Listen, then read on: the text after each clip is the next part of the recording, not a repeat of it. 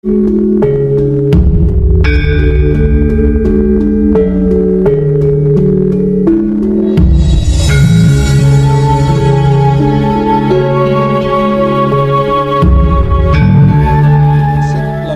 kepada Wong Edan Bagu soal fakta sejarah yang sesungguhnya bagian kedua. Lanjutan dari konten video yang berjudul Wangsit Leluhur kepada Wong Edan Bagu soal fakta sejarah yang sesungguhnya bagian ke-1. Para kadang kinasuku sekalian, agama dan pemerintahan pertama ada itu di Nusantara kita, di NKRI yang sama-sama kita cintai ini. Dan itu adalah para amiluhur hebat kita sendiri. Jadi, jangan bangga pada agama impor dan mengagumi pemerintahan luar, apalagi membudayakannya, lalu menghina warisan leluhur kita sendiri dan menganggap sesat.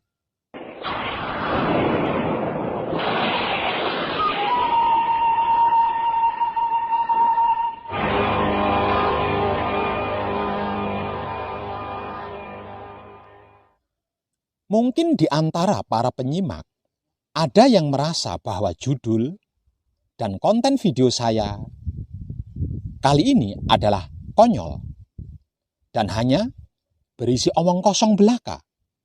Dan itu hak panjenengan sebagai penyimak. Yang pasti dan jelas, semua konten video saya ini merupakan evolusi perkembangan laku spiritual hakikat hidup saya sendiri, yang selalu terus maju seiring gerak tubuh dan gerak otak, hati, dan kelamin saya sendiri, yang dituntun oleh kesadaran rasa cinta kasih sayang hidup saya sendiri. Dan untuk panjenengan, sampai kapan panjenengan dapat menolak suatu kebenaran dan fakta-fakta yang ditemukan baik dari saya maupun secara spiritual umum atau pribadi? Sampai kapan kita bisa memasang kacamata kuda, mempertahankan pemahaman-pemahaman, fanatisme, dan doktrin-doktrin yang sebenarnya tidak tepat? Saya di sini ingin mengajak para penyimak konten video saya khususnya untuk membuka wawasan pengetahuan terlepas dari semua konsep-konsep fanatisme, doktrin-doktrin yang selama ini banyak mempengaruhi cara berpikir kita. Berhentilah menjadi fanatik dan menyalahkan agama lain tanpa adanya bukti dan fakta-fakta yang jelas, karena pada dasarnya semua agama bersumber pada Tuhan yang satu, yaitu Dia yang Maha Pengasih dan Maha Penyayang, sumber dari semuanya, segalanya, dan seluruhnya. Semua agama itu esensinya mengajarkan hal yang sama, yaitu kebaikan dan kesadaran rasa cinta kasih sayang. Tidak ada satupun agama pun yang mengajarkan kesalahan, kejahatan, mencuri, keburukan, membunuh, berbuat kerusakan, dan sebagainya. Memang benar, agama Islam adalah agama terakhir, sehingga paling sempurna. Namun, janganlah kita menjadi sombong, karena kesombongan justru akan menjerumuskan kita kepada kebodohan dan kemalasan. Untuk mempelajari esensi dari ajaran Islam itu sendiri. Tanpa memahami esensi ajaran Islam, maka kita tidak berhak mengakui kesempurnaan Islam. Esensi ajaran Islam itu sendiri pada dasarnya merupakan penyempurnaan dari agama-agama yang telah diturunkan sebelumnya. Dengan demikian, dapat dikatakan bahwa agama Islam dan agama-agama lain yang diturunkan sebelumnya bersifat saling melengkapi. Hal ini ditegaskan dalam kitab suci Al-Quran, surat Al-Baqarah ayat 2-4 sebagai berikut. kitab Al-Quran ini tidak ada keraguan padanya. Petunjuk bagi mereka yang bertakwa, yaitu mereka yang beriman kepada yang gaib, yang mendirikan salat dan menafkahkan sebagian rezeki yang kami anugerahkan kepada mereka. Dan mereka yang beriman kepada kitab Al-Quran yang telah diturunkan kepadamu dan kitab-kitab yang telah diturunkan sebelummu, serta mereka yakin akan adanya kehidupan akhirat. Jelas dalam ayat tadi dijelaskan bukan? Bahwa orang yang bertakwa harus beriman kepada Al-Quran dan juga kitab-kitab yang telah diturunkan sebelumnya. Dengan kata lain, bahwa di samping Al-Quran terdapat rujukan kitab-kitab sebelumnya yang telah diturunkan Tuhan kepada umat-umat sebelumnya, agama-agama sebelumnya, yang juga perlu kita pelajari bersama. Karena bagaimana mungkin kita dapat beriman kepada kitab-kitab sebelumnya tanpa kita mempelajari dan memahaminya terlebih dahulu? Iya begitu? Apa iya begitu? Coba.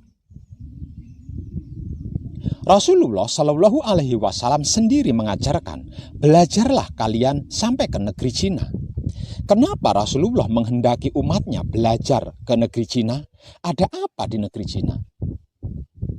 Pada dasarnya, terdapat 3 hal yang menjadi esensi pesan Rasulullah ini sebagai berikut.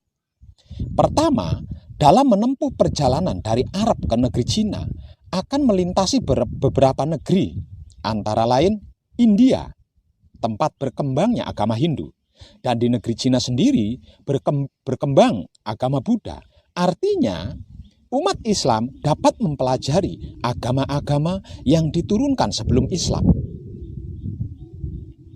Kedua, di negeri Cina maupun negeri-negeri yang dilintasi dalam perjalanan dari Arab ke negeri Cina, terdapat banyak ilmu pengetahuan yang tidak ada di negeri Arab dan perlu dipelajari guna memperkaya wawasan ilmu pengetahuan umat Islam. Ketiga, baik di negeri Cina maupun negeri-negeri yang dilintasi dalam perjalanan dari Arab ke negeri Cina, umat Islam dapat memperkenalkan ajaran agama Islam atau berdakwah katakanlah sebagai agama terakhir yang diturunkan oleh Tuhan Yang Maha Esa melalui Rasul-Nya.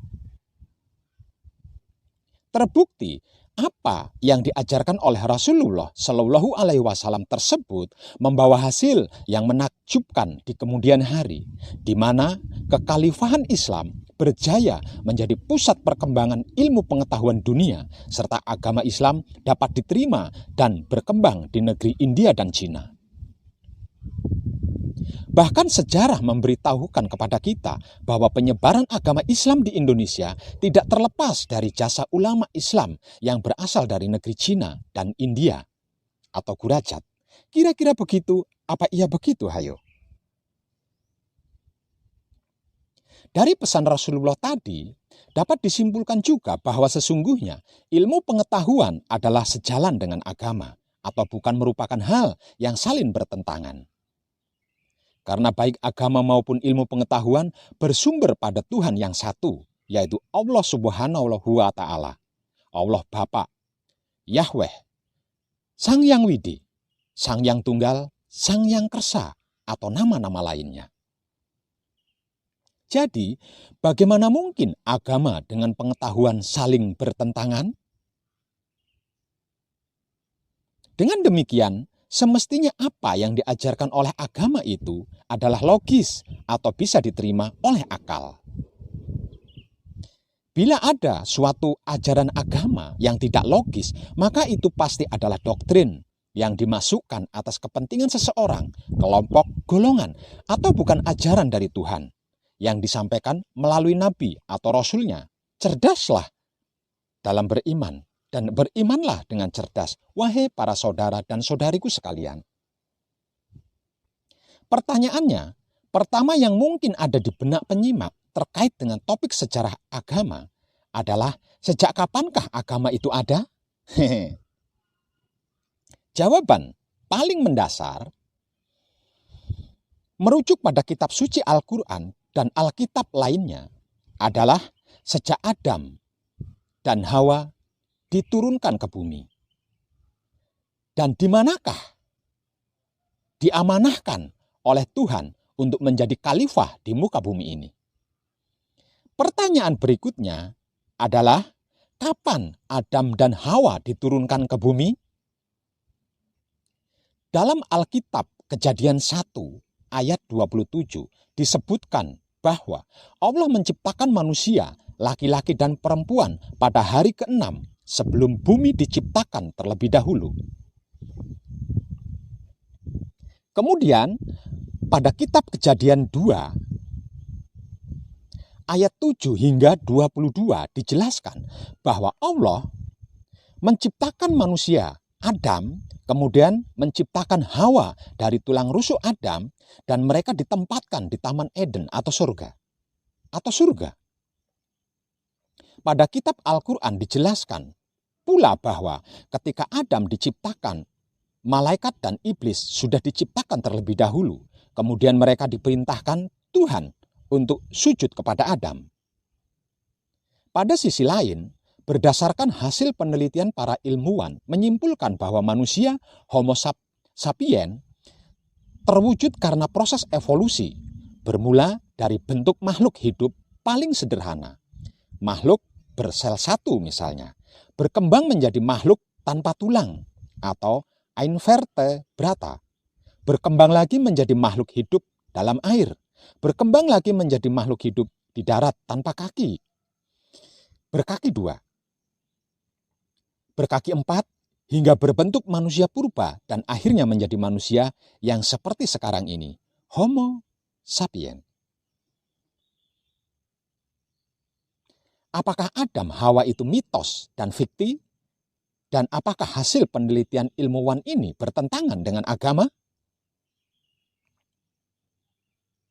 Tentu saja tidak, karena apa yang dijelaskan dan disebutkan dari dalam Alkitab Kejadian 1 itu sebenarnya adalah satu hari ilahi, atau yang dikenal dalam agama Hindu sebagai satu hari Brahma, atau sama dengan 1000 Mahayuga.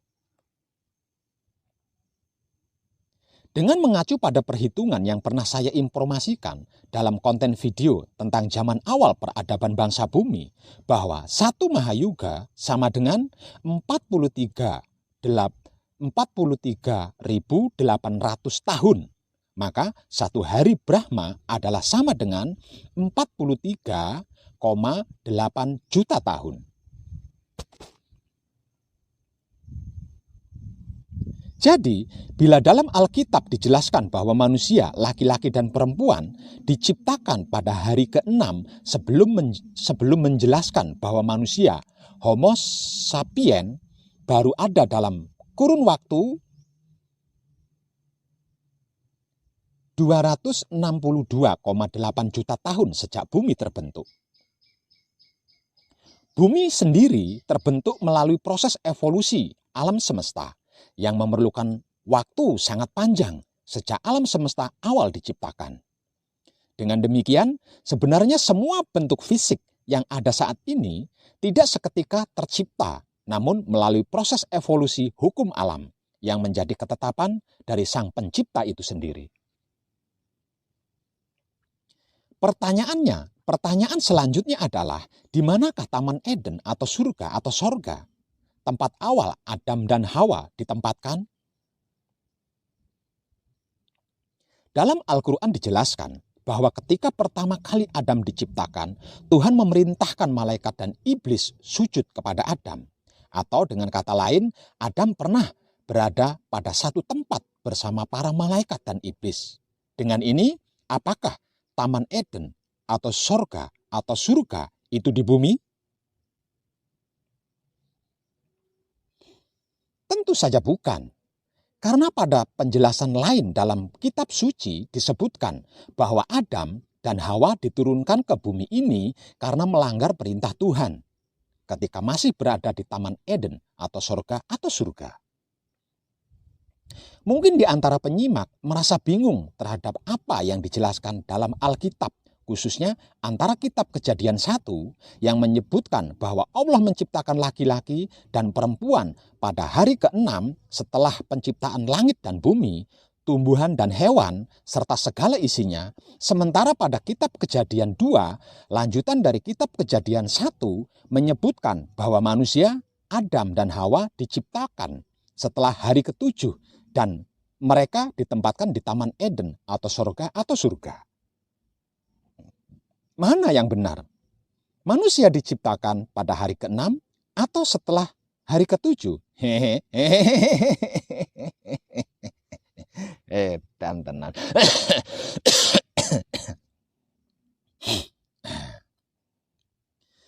Bila merujuk pada teori evolusi, maka terbentuknya manusia, yaitu Adam dan Hawa, pada kurun waktu 262,9 juta tahun sejak bumi terbentuk. Tentunya tidak hanya seorang diri, namun dalam jumlah tertentu. Disinilah kita harus memahami secara seksama bahwa apa yang dijelaskan dalam kitab suci tentang Adam sesungguhnya tidak memiliki hanya satu arti atau makna. Demikianlah keunikan kitab suci, terdapat beberapa lapis makna dalam setiap ayat-ayatnya. Dan untuk memahaminya, kita tidak dapat hanya mengandalkan akal kita saja yang sangat terbatas, karena akal kita tidak akan mampu memahami semua petunjuk Tuhan yang disampaikannya melalui kitab suci kecuali dalam keadaan manunggal dengannya. Kenapa demikian? Karena untuk hal-hal yang mendalam, termasuk hal-hal yang gaib, Tuhan menghendaki kita untuk belajar lebih sungguh-sungguh, bukan ala kadarnya saja. Kita harus memperkaya wawasan, pengetahuan seluas mungkin dengan membaca berbagai literatur tanpa dibatasi oleh konsep-konsep, doktrin-doktrin yang membelenggu kita. Di samping itu, kita juga harus berdoa dengan sungguh-sungguh kepada Tuhan Yang Maha Esa agar diberi petunjuk atau bimbingan olehnya untuk mendapatkan seorang guru spiritual yang mumpuni dan dapat mengantarkan kita pada kunci ilmu yang sudah dianugerahkan Tuhan kepada kita semua. Sehubungan dengan kunci ilmu ini, sesungguhnya Al-Quran sudah memberikan petunjuk dalam surat Al-Hajj ayat 46 sebagai berikut. Maka apakah mereka tidak berjalan di muka bumi, lalu mereka mempunyai hati yang dengan itu mereka dapat memahami, atau mempunyai telinga yang dengan itu mereka dapat mendengar, karena sesungguhnya bukanlah mata itu yang buta, tetapi yang buta ialah hati yang di dalam dada. Pada ayat ini dijelaskan bahwa manusia memiliki hati yang dianugerahkan Tuhan untuk memahami. Sekali lagi saya tegaskan, hati untuk memahami. Tuhan tidak mengatakan otak atau akal untuk memahami, karena hatilah kunci dari semuanya. Hatilah kunci hubungan kita dengan Tuhan. Sebab itu saya sering wanti-wanti, jagalah kebersihan hati, jangan sampai ternodai dan termelekati. Karena melalui hatilah Tuhan akan memberikan petunjuk kepada kita semua. Bagaimana cara menggunakan hati kita? Inilah yang perlu kita pelajari secara seksama dan memerlukan bimbingan dari seorang guru spiritual yang mumpuni terkaitnya. Kita kembali ke topik. Beberapa hal yang saya jelaskan berikut ini memang tidak dapat ditemukan dalam kitab suci manapun. Dalam konten video saya kali ini, saya juga membatasi pada hal-hal yang boleh dijelaskan, karena untuk hal-hal yang mendalam, para penyimak harus memahaminya melalui pengalaman langsung, atau dengan kata lain, melalui petunjuk atau bimbingan langsung dari Tuhan ketika praktek. Sehingga bukan katanya siapapun dan apapun. Sebagai pengantar dan sekaligus untuk menjawab pertanyaan tentang kisah Adam di atas, saya ingin menjelaskan bahwa sesungguhnya terdapat 3 makna dari Adam yang dijelaskan dalam kitab suci sebagai berikut. Pertama, Adam dalam pengertian ruh atau diri sejati kita, bukan makhluk fisik yang diciptakan Tuhan di alam ruh sebelum alam semesta fisik dan keberadaan ini diciptakan. Inilah makna sesungguhnya yang dikisahkan pada kitab Kejadian 2. Dengan demikian, kitab Kejadian 2 dan 3 sesungguhnya adalah penjelasan dari kitab Kejadian 1 yang mengungkap hakikat penciptaan manusia, Adam dan Hawa, di mana yang diceritakan di sini semuanya bermakna simbolik. Atau bukan kelanjutan dari kitab Kejadian 1. Sehingga rancu bila ditafsirkan, kisah Adam dan Hawa di Taman Eden atau surga terjadi setelah hari ke-7. Kedua, Adam dalam pengertian manusia atau makhluk fisik yang terbentuk melalui proses evolusi. Dalam hal ini tidak merujuk pada satu orang karena terbentuknya manusia Homo sapiens sekaligus dalam bentuk jamak. Inilah yang dijelaskan pada kitab Kejadian 1. Tuhan menciptakan manusia laki-laki dan perempuan pada hari ke-6. Ketiga, adalah Adam merujuk pada Nabi Adam alaihi salam yang merupakan nabi pertama setelah manusia terbentuk dari proses evolusi dan ditugaskan Tuhan untuk mengajarkan agama dari Tuhan yang Maha Esa. Inilah yang dijelaskan pada kitab Kejadian 4 dan seterusnya. Paham? Dengan demikian adalah anggapan yang tidak tepat bila mengatakan bahwa pada zaman Nabi Adam alaihi salam di bumi ini hanya ada satu pasang manusia, yaitu Adam dan Hawa saja. Karena sesungguhnya pada zaman tersebut telah cukup banyak manusia Homo sapiens yang terbentuk melalui proses evolusi. Hal ini sesuai dengan penjelasan pada kitab Kejadian 1 yang menyebutkan bahwa manusia laki-laki dan perempuan diciptakan pada hari ke-6 setelah penciptaan langit dan bumi, tumbuhan dan hewan, serta segala isinya. Adapun pengertian Adam sebagai ruh, inilah sesungguhnya awal dari sejarah agama. Ketika ruh atau diri sejati kita, semua masih berada di alam ruh. Ketika ruh kita masih bersama Tuhan. Ketika agama disampaikan langsung oleh Tuhan kepada kita, jauh sebelum alam semesta dan keberadaan diciptakan, ketika itu belum ada yang berbentuk fisik.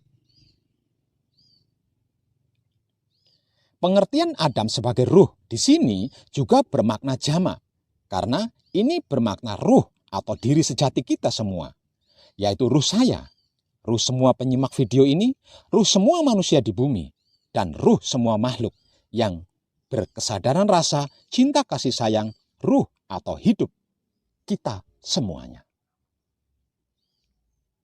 Pada beberapa kitab spiritual dijelaskan bahwa pada dasarnya setiap manusia terdiri dari tubuh fisik, jiwa atau sukma yang merupakan gabungan atau manunggalnya 4 anasir dan ruh.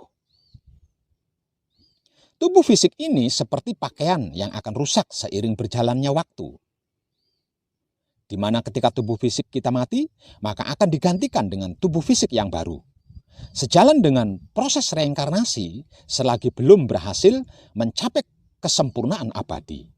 Sedangkan jiwa atau sukma dan ruh kita tetap ada dan tidak pernah mati atau rusak. Semua ingatan, memori, dalam perjalanan proses reinkarnasi juga tetap ada dan tersimpan dalam ingatan atau memori dari jiwa atau sukma atau ruh kita. Namun, karena kehendak Tuhan, semua memori ini tertutup dan hanya bisa diakses atas izin Tuhan. Tentang hal ini, saya sudah menjelaskannya pada konten video yang berjudul tentang reinkarnasi. Perihal ruh atau diri sejati kita ini termasuk bagian dari rahasia Tuhan. Sebagaimana dijelaskan dari Al-Quran pada surat Al-Isra ayat 85 sebagai berikut. Dan mereka bertanya kepadamu tentang ruh. Katakanlah, ruh itu termasuk urusanku dan tidaklah kamu diberi pengetahuan melainkan sedikit. Kepada ruh termasuk bagian dari rahasia Tuhan. Kenapa ruh termasuk bagian dari rahasia Tuhan? Ini disebabkan di dalam ruh atau diri sejati kita terdapat percikan zat Tuhan. Dalam beberapa buku spiritual menyebutkan ruh kita sebagai atma. Pada beberapa aliran kepercayaan disebutkan bahwa barang siapa yang dapat mengenal ruh atau diri sejatinya, maka dia akan mengenal Tuhannya. Sehingga terdapat konsep manunggaling kawula Gusti atau manunggalnya antara hamba dengan tuannya. Namun perlu saya ingatkan agar penyimak berhati-hati dalam memahami konsep ini, karena sesungguhnya ruh atau hidup atau diri sejati atau atma berbeda dengan Tuhan Yang Maha Esa, Sang Pencipta. Dengan demikian, bila ada orang-orang yang mengaku sudah makrifat, mengenal Tuhan, apalagi mengaku sudah manunggal dengan Tuhan, pastilah mereka telah keliru jalan dan cara. Karena yang dianggap sebagai Tuhan oleh mereka adalah ruh atau diri sejati atau atmanya sendiri. Memang terdapat beberapa orang yang atas izin Tuhan Yang Maha Esa, mereka diperkenankan untuk mengenal percikan zat Tuhan yang ada di dalam ruh atau diri sejatinya. Nah, inilah sesungguhnya tingkatan spiritual tertinggi atau pencerahan yang dapat dicapai oleh sang hamba atau manusia.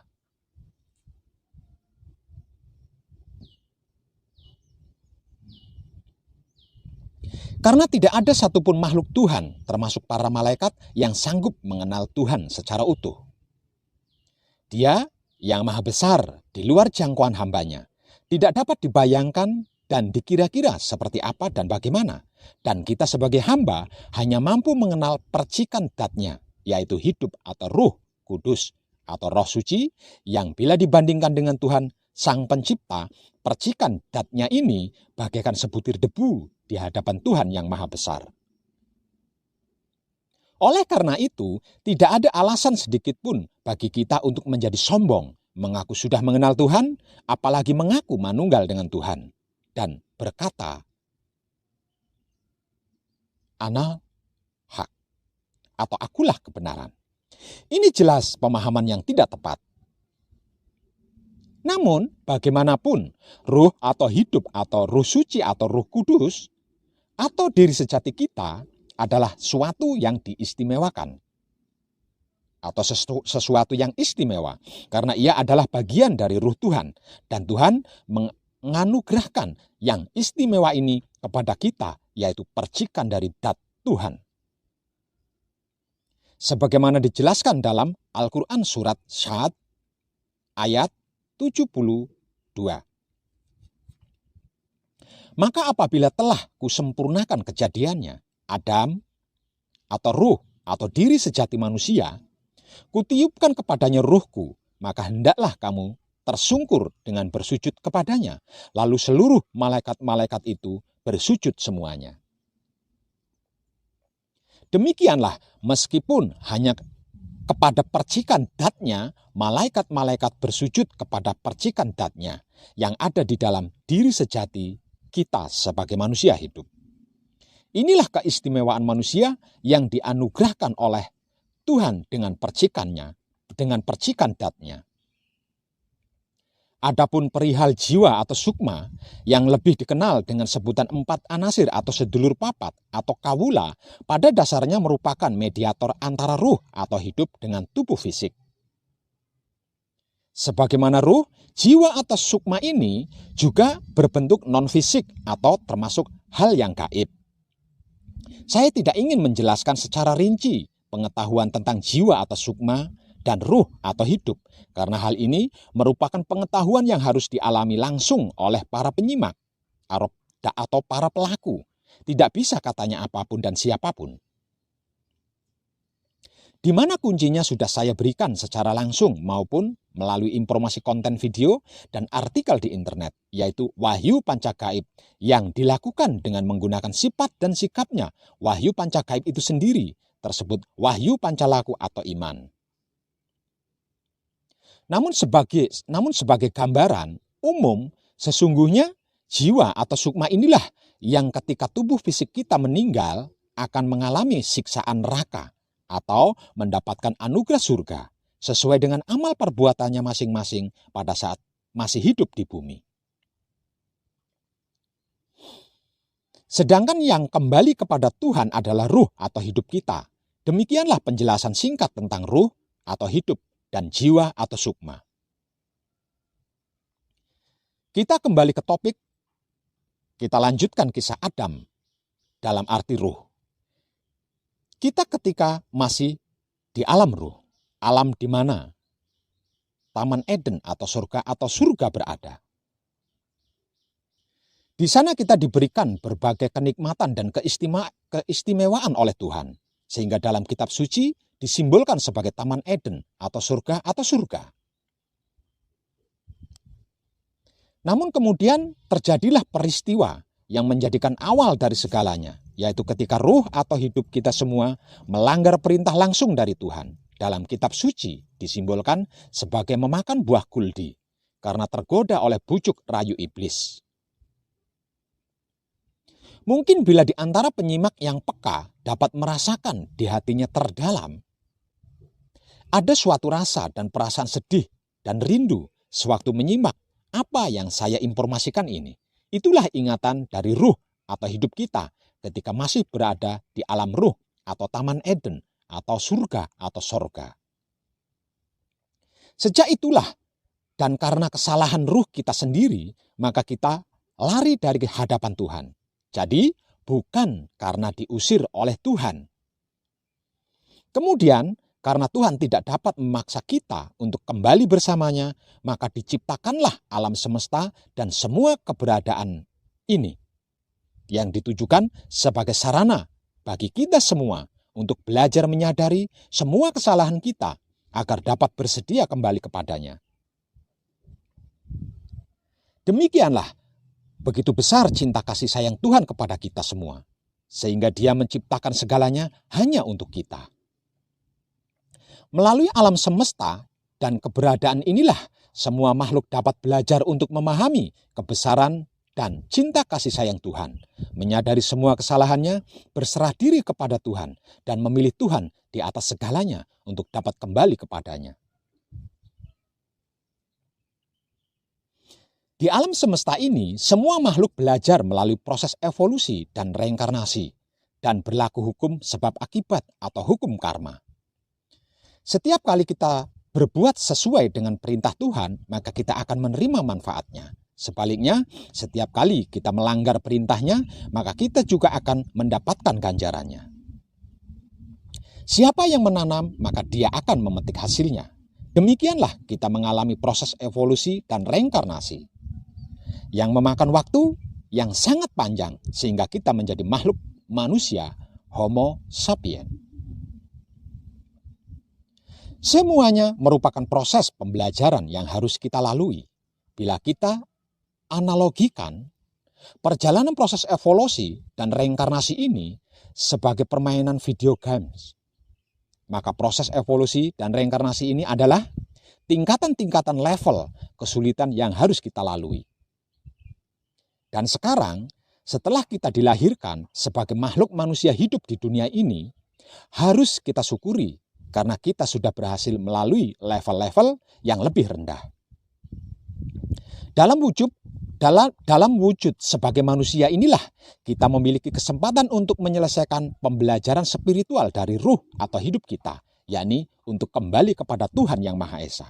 Sejalan dengan itu, karena begitu besarnya cinta kasih sayang Tuhan kepada kita semua, serta karena Tuhan Maha Tahu bahwa kita sebagai makhluk manusia akan menempuh pelajaran dalam tingkatan atau level yang lebih sulit, maka Tuhan merasa perlu untuk mengutus nabi atau rasulnya dalam menyampaikan petunjuk-petunjuk atau ajaran Tuhan. Pada zaman awal keberadaan manusia inilah Tuhan memilih dan mengutus Nabi Adam untuk mengingatkan semua manusia di muka bumi dalam mengikuti petunjuk-petunjuk atau ajaran Tuhan. Namun sayangnya, memang sejarah pembelajaran kita sebagai manusia tidak berlangsung dengan baik. Sehingga berulang-ulang kali kita tidak memperdulikan ajaran Tuhan yang disampaikan melalui nabi dan rasulnya, dan banyak berbuat kerusakan di muka bumi. Sehingganya berkali-kali juga bumi kita mengalami kehancuran akibat dari ulah perbuatan kita sendiri. Inilah yang dikenal sebagai siklus Mahayuga, yaitu siklus dimulainya hingga berakhirnya peradaban manusia atau kembali ke zaman primitif. Sekarang ini kita sudah memasuki siklus Mahayuga terakhir. Inilah kesempatan terakhir kita untuk menyelesaikan proses pembelajaran spiritual kita. Pada siklus Mahayuga terakhir ini, Tuhan yang Maha Pengasih dan Maha Penyayang tidak hanya menurunkan nabi dan rasulnya, namun Tuhan juga mengutus apa yang disebut dengan avatar. Apakah itu avatar? Dalam beberapa kitab spiritual dijelaskan bahwa avatar adalah manusia atau makhluk fisik, penjelmaan dari Tuhan. Namun sekali lagi saya katakan bahwa Tuhan adalah maha besar dan tidak ada satu makhluk pun yang dapat membayangkan kebesaran dan kemahakuasaan Tuhan. Oleh karena itu, saya lebih setuju menggunakan istilah bahwa avatar adalah wakil langsung dari Tuhan yang memiliki kedudukan tinggi di hadapan Tuhan, lebih tinggi daripada dewa-dewa, makhluk suci apapun, bahkan lebih tinggi dari malaikat-malaikat agung yang diturunkan ke bumi dalam wujud makhluk fisik. Dalam kitab Suci Weda, avatar ini disebut sebagai penjelmaan dari Dewa Wisnu. Dalam hal ini terdapat kerancuan terhadap penamaan Dewa Wisnu, karena Wisnu bukanlah dewa, melainkan nama simbolik dari avatar, yang merupakan wakil langsung dari Tuhan Yang Maha Esa dan memiliki kedudukan jauh lebih tinggi di atas para dewa-dewa.